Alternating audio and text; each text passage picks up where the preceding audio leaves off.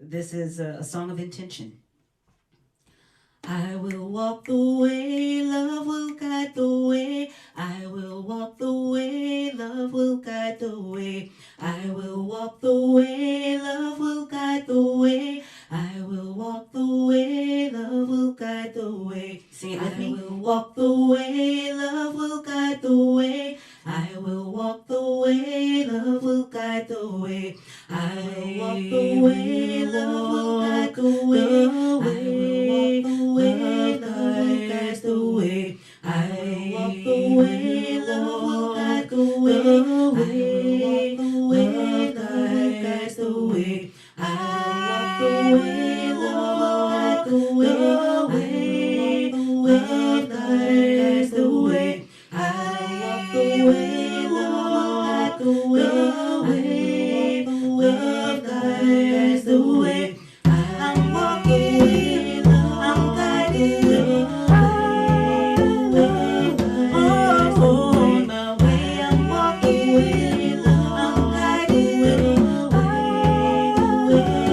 love. On my way, I'm walking with love. I'm guided with love. On my way, I walk the way love will guide the way. I walk the way love will guide the way. Again, my name is Sharon Parrish. We have Leah. She will be performing the music today, which is wonderful. And we will have Roy Berkowitz. His message for today is the ultimate perspective. And my centering prayer is from Psalm 143, verse 8. Let the morning bring me word of your unfailing love, for I have put my trust in you. Show me the way I should go, for to you I entrust my life. In Jesus' name, amen.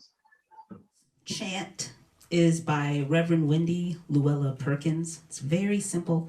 You may have heard the story or the tale of the child who was dreaming about two wolves. I believe that's her interpretation and her inspiration for this song. What do I choose to give oxygen to today?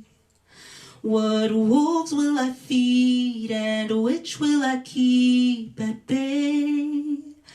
When the world overwhelms me, in the quiet of my heart I'll say, what do I choose to give oxygen to today? What do I choose to give oxygen to today? What wolves will I feed and which will I keep at bay? When the world overwhelms me, in the quiet of my heart I'll say, what do I choose to give oxygen to today? What do I choose to give oxygen to today? What wolves will I feed and which will I keep at bay? When the world overwhelms me, in the quiet of my heart I'll say, what do I choose to give oxygen to today? What do I choose to give oxygen to today? What wolves will I feed and which will I keep at bay? When the world overwhelms me, in the quiet of my heart I'll say, what do I choose to give oxygen to today? What do I choose to give oxygen to today? Let's go ahead and give oxygen to the wolves of love and community. When I was thinking about what to talk about, I thought this is my first message in the new year, it's the end of the second year of COVID. We're leaving our edifice this month in DC. And so what I decided to talk about is this. Karen, if you please.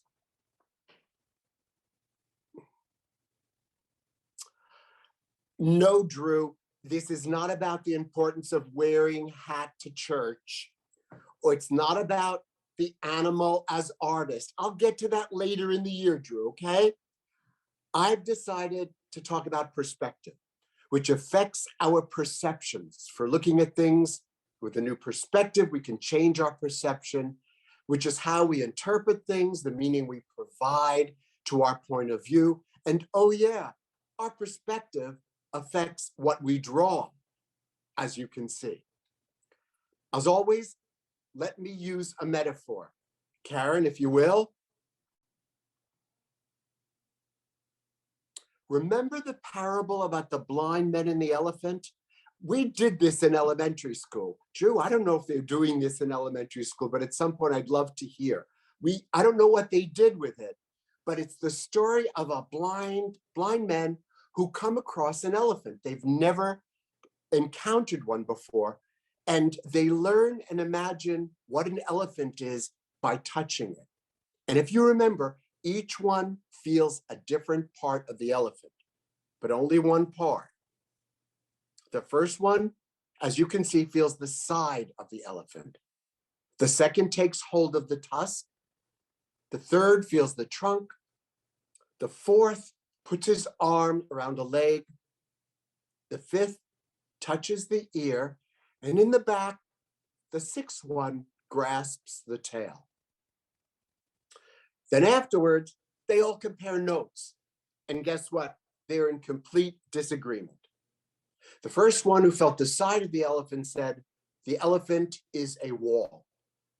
The second who got hold of the tusk said, no, it's a spear. The third felt the trunk and said, the elephant is a snake. The fourth, who had put his arms around a leg, said, you're wrong, brothers. The elephant's a tree. The fifth touched the ears and said, you're all nuts. It's a fan. And the sixth, who grasped the tail, quietly said, the truth is, the elephant is a rope. Depending upon where they were stationed, what they had touched, each concluded what the elephant was like. All are pieces of the truth, determined by their limited points of view, but no one saw the whole picture. Each blind man created his own version of reality. The elephant is a snake, it's a spear, it's a rope, it's a fan. That leads to another perception or belief. That an elephant is to be feared, or maybe protected, or maybe watered, or that the elephant is to be called on in DC when we have those awful hot summers, since the elephant is a fan. Our unique way of seeing life is determined by our experiences and where we're standing, based on our conditioning, our needs and desires, which help create what we see and how we see it. And while one subjective experience is true for them, based on their feelings and opinions, one's perspective may not be everyone's truth, certainly not the totality of truth. Our sensory perceptions, our life experiences can mean limited access and misinterpretations, partial blindness. That all paves the way to how we interact and live our lives and feed our interpretation of reality. So, how can a person with a limited taste of truth turn that into the one and only version of all reality and expect or demand that it's agreed upon by all?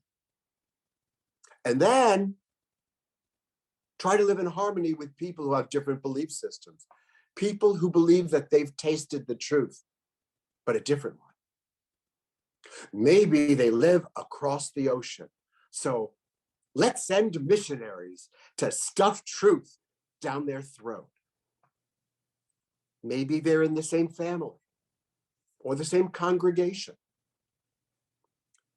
This parable appears in Buddhist, Hindu, Sufi, and many other traditions. The moral: humans have a tendency to claim absolute truth based on our limited subjective experiences. Humans also tend to ignore other people's limited subjective experiences, which may be equally true. That truth feeds our beliefs, even though those beliefs may cause pain, turmoil, isolation, and despair for a lifetime. So, how do we form a more complete, accurate view of this intangible thing called reality, which gives rise to the truth? Buddha gives us advice and tell us that we should not mistake the part for the whole, not mistake the tusk for the elephant. A person's action is encompassing the totality of who they are, as defining them. Not mistake an individual for the group. Richard Rohr talks about the ultimate perspective, the perspective of God. He tells us, whenever we open ourselves to the big frame, our little frame of reference shrinks into proper perspective, or even falls away entirely. Eckhart Tolle has his own metaphor for gaining perspective. He describes viewing things from the balcony. Ralph Waldo Emerson suggests that we see something from the highest possible point of view. And then A Course in Miracles tells us, be lifted up and from a higher place, look down upon it. It tells us to view the experience from above the battlefield. Again, I ask, how do we as truth seekers form a more complete view of reality? See things as spirit sees them? Well, we've got our 5 principles. That we are God's children, created in God's image, so we're divine. Our essence is of God, and that spirit lives in everyone. Any thoughts that we have which differ from that separate us from divinity, which is the highest possible point of view. Third unity principle: we create our life experiences through our way of thinking. Thus, we have choice and power, not over necessarily what's actually out there or what happens to us, but rather how we see and interpret what's out there, how we perceive our experiences, our situations, our circumstances, and then what we do with that information. The third principle is really inviting us to change our way of thinking and inviting us to see things as spirit sees them, the ultimate perspective, the perspective of God. What a great invitation. I'm RSVPing, yes, but at times my ego bases it on the part, not the whole, bases it on my little frame of reference, not the ultimate perspective. I still mistake the tusk for the elephant. Certainly, yes, than I used to, for sure. I have you to remind me. Still, this is how I sometimes see things.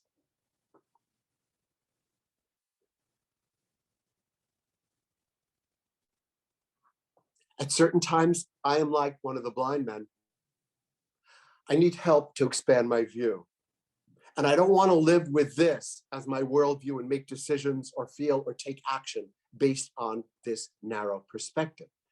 Now, I've used a straw here to represent my tunnel vision. I've used it before. Props, physical reminders, often help me remember things. I carry a straw in my car to remind me. I keep one around the house in different places. And no, I don't drive looking through this. Don't worry. I just have this as a reminder. As you might know, driving in this region, we need reminders of perspective. Back to the blind men. What if they went through the world to teach what an elephant was?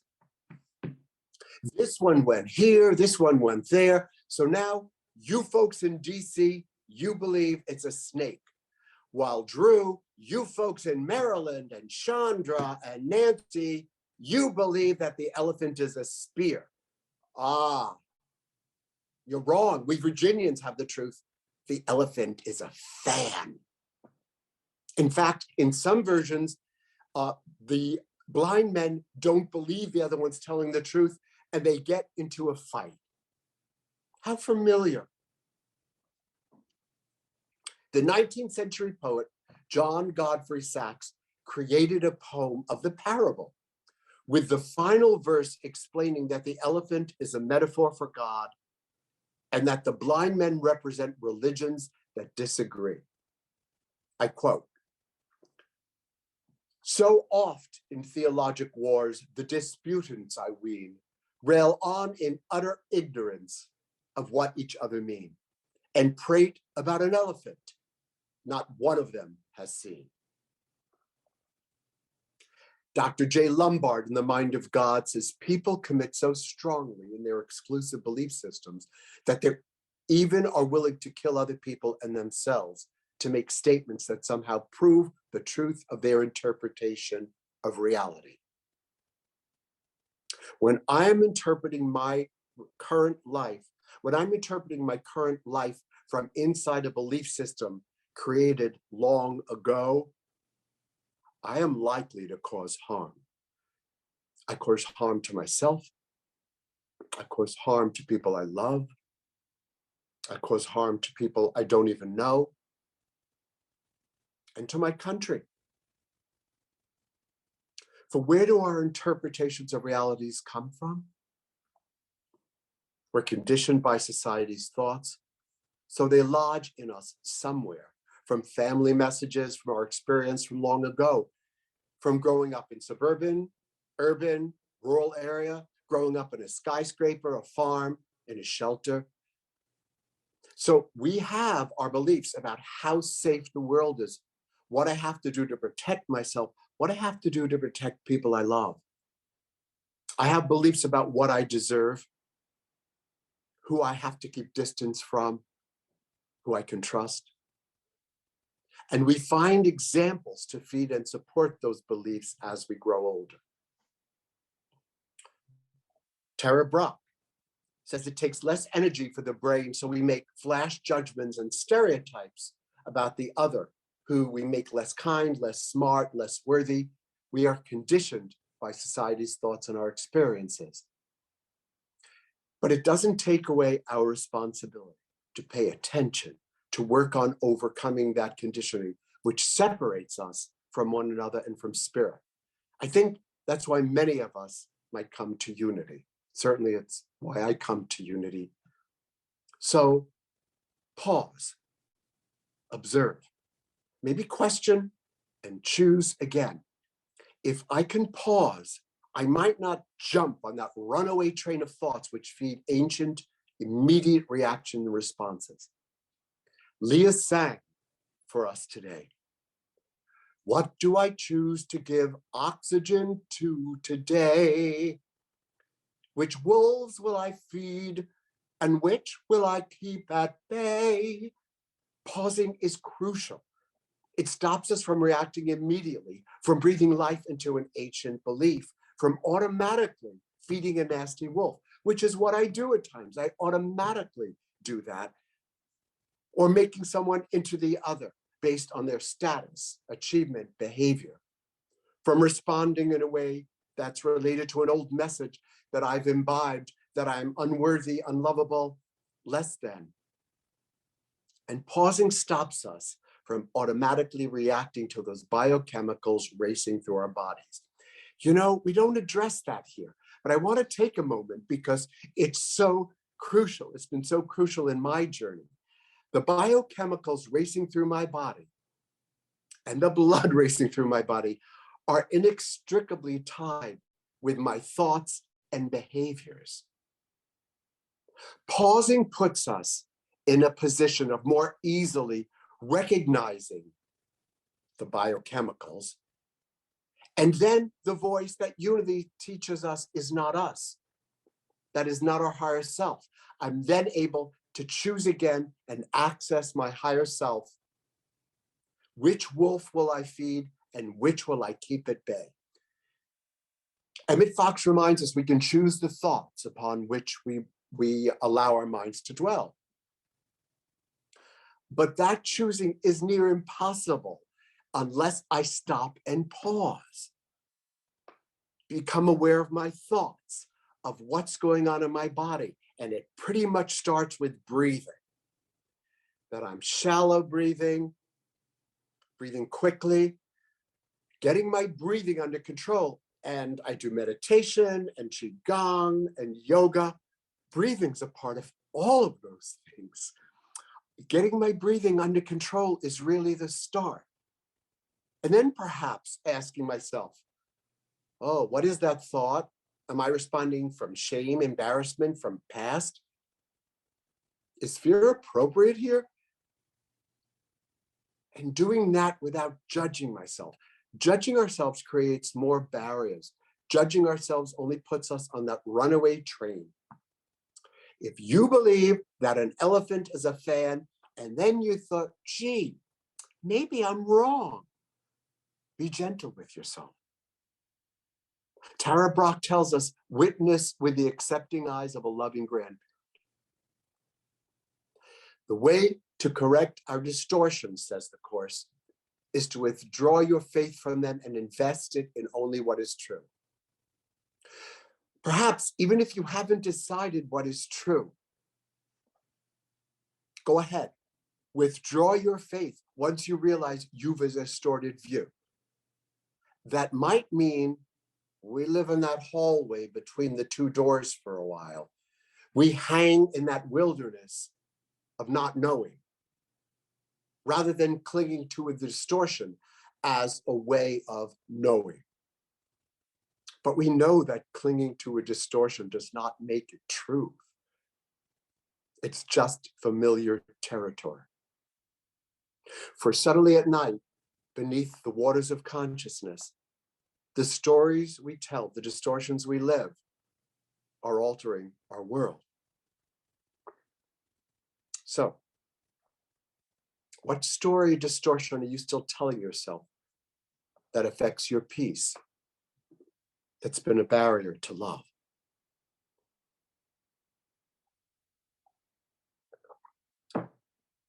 This is what he did to me. This is what it meant now and always. This is what she said.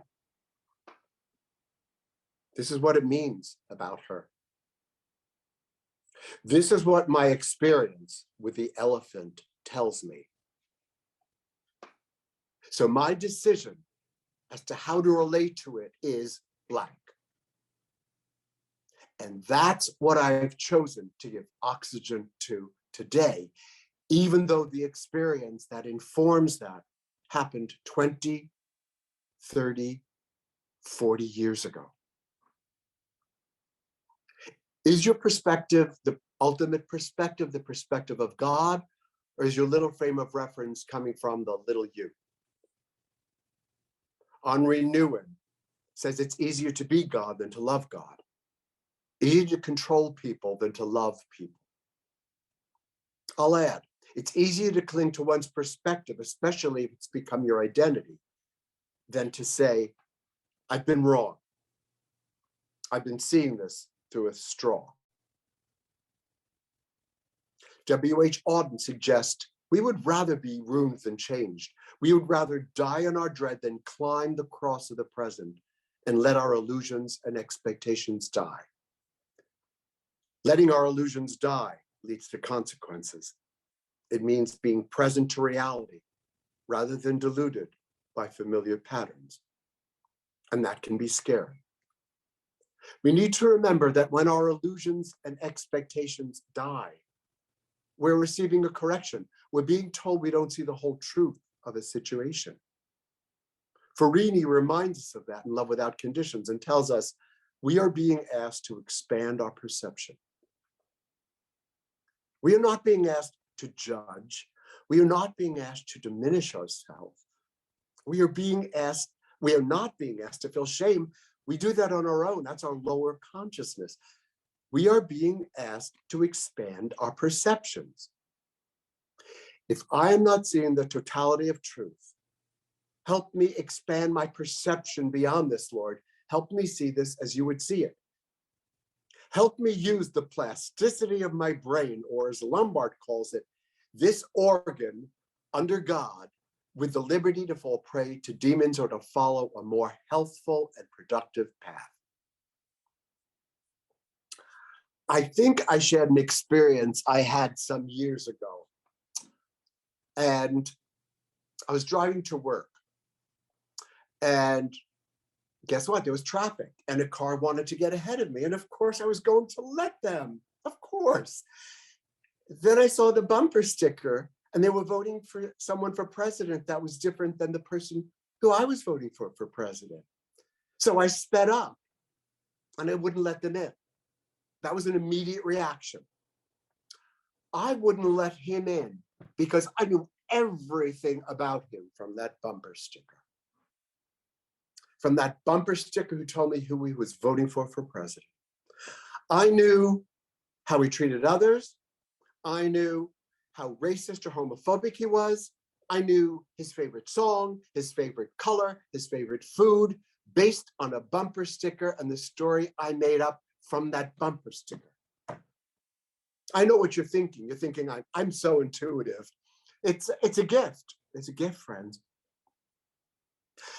I was touching one part of the elephant. One part. In this case, his bumper sticker at the back of his car. What was Buddha's advice? Don't mistake the part for the whole, the tusk for the elephant. I took action. I claimed absolute truth based on limited information from my little frame of reference, just like the blind men. I do that at times. How do I know?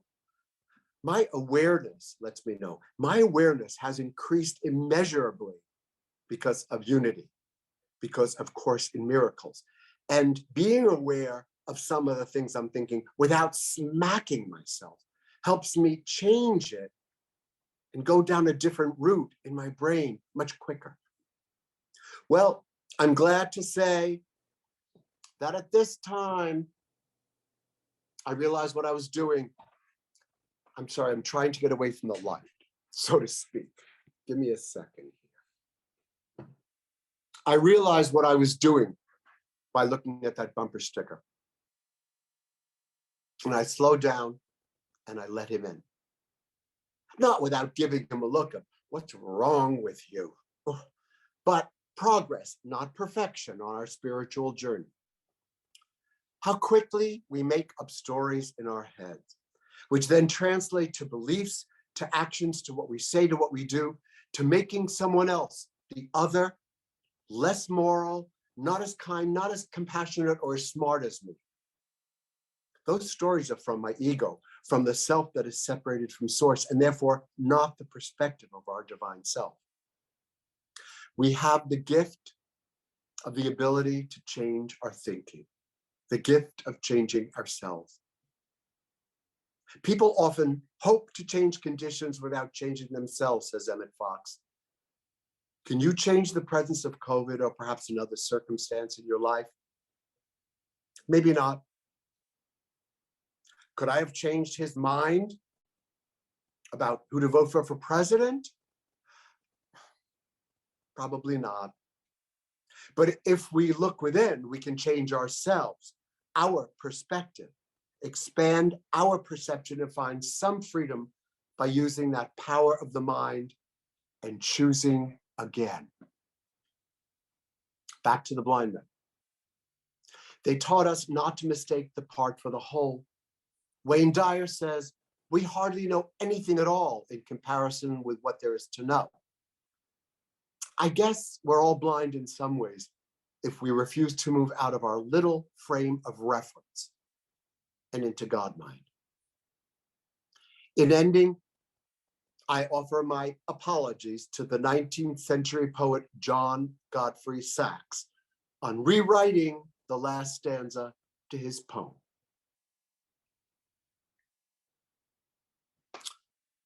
So oft in our internal wars, the disputants I we rail on in utter ignorance with voices old and mean. They gab about who's good or bad, who's right or wrong, you see. But thoughts are prayers, and prayers come true. So Spirit, live in me.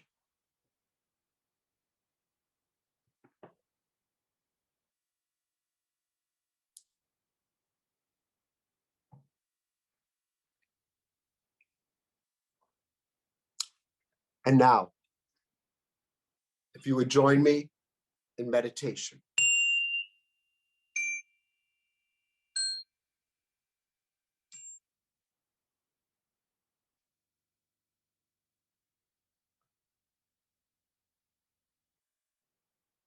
I invite you to lower your eyes or to close them. I invite you to sit comfortably. Be aware of what supports you, the chair, the floor, and feel the support.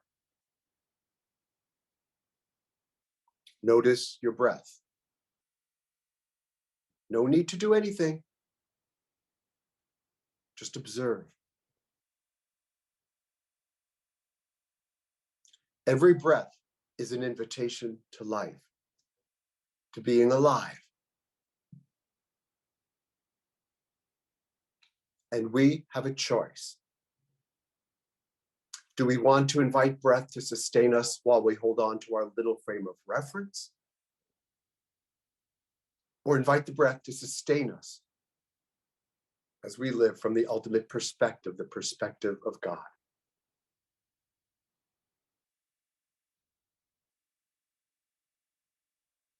Right now, I give up my narrow perspective. Right now, I give up distorted thinking. Right now, I am ready to expand my view.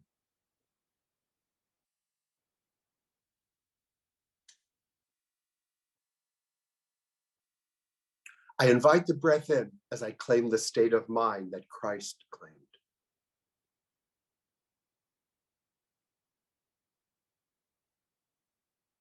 I invite the breath in as I affirm that my very essence is of spirit.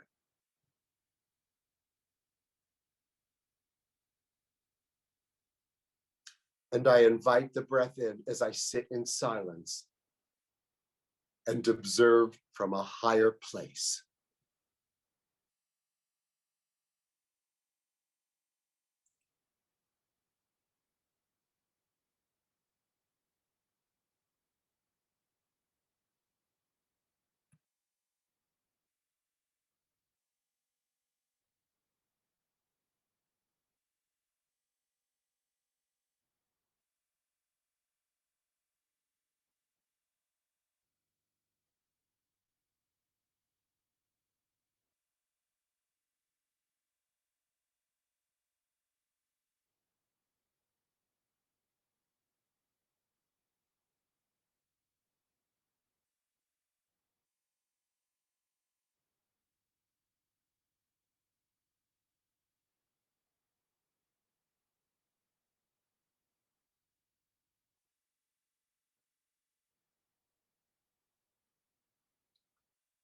With each breath, I choose what to give oxygen to today.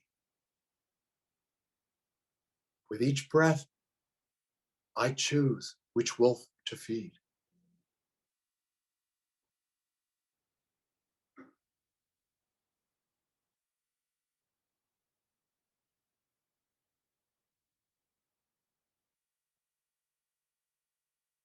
I continue to invite the breath of life, the essence of spirit, to sustain me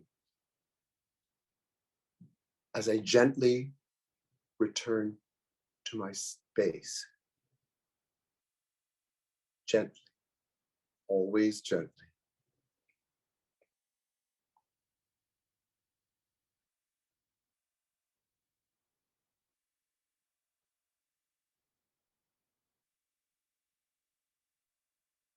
For thoughts are prayers, and prayers come true.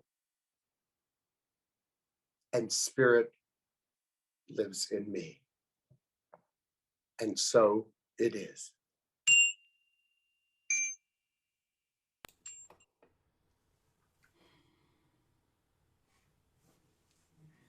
I am always in the right place. And I knew there was a reason I wanted to be here this morning. Thank you so much, Roy, for your insights and for synthesizing the wisdom of so many sources. I will be sharing that picture of the giraffe drawing with my children and having a really awesome conversation with them. So that was a lovely place to start.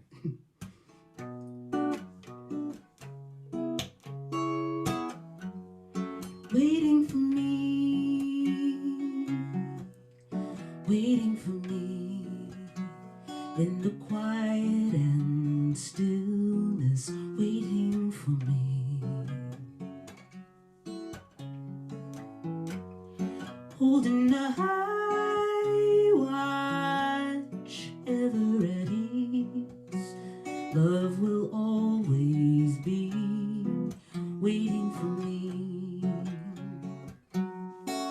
When I get discouraged or distracted by the stories life keeps telling me, when I get so worried, truth gets blurry, and I forget who I am. Waiting,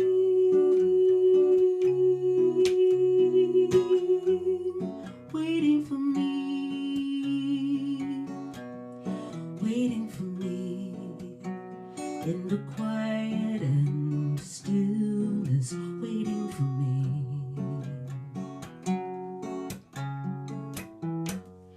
holding a high watch, ever at ease. Love will always be waiting for me, even in the days when all feels lost. Here at the crossroads, love is beckoning. If I take a moment to decide, let my heart guide, I find you there, waiting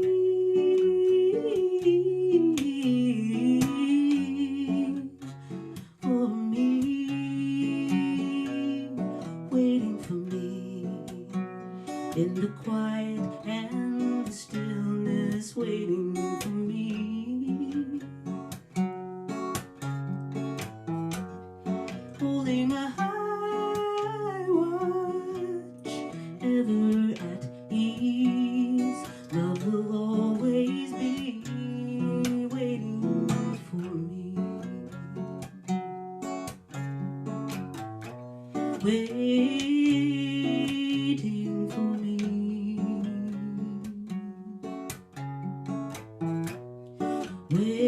waiting for me,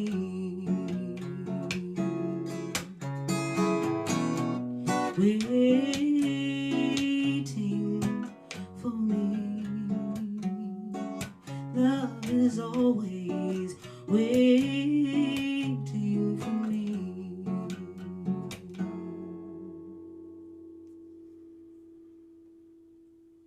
Thank you. Closing prayer is from Ephesians 4, verse 2 and 3. Be completely humble and gentle. Be patient, bearing with one another in love. In Jesus' name, amen. We are so blessed here at Unity Center DC for extraordinary speakers, talented musicians who share with us each week their God gift, their message, their inspiration. And for us as recipients, I'd like you to take this moment and be grateful. If you want to express your gratitude by giving a gift to Unity Center DC, it's possible. We'll put up on the screen the options, but you can give online, you can mail a cash or a check to the address you'll see on the screen, so that we can continue this ministry, which has blessed us all. Thank you.